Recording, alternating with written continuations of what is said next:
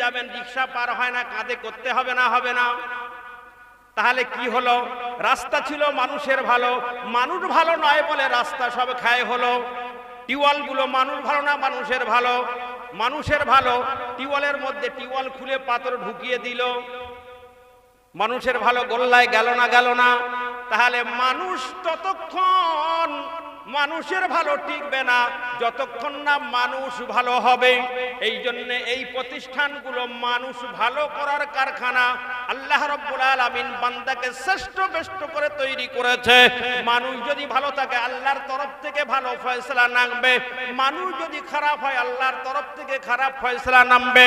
আর আল্লাহ রাব্বুল আলামিন তিনি যদি ফয়সালা নামান, পৃথিবীর কারো রোখার কোনো ক্ষমতা নাই। আছে নাকি? কথা বলুন না। আল্লাহর আযাব আর গজবকে একমাত্র রুখতে পারে মানুষই। কে পারে?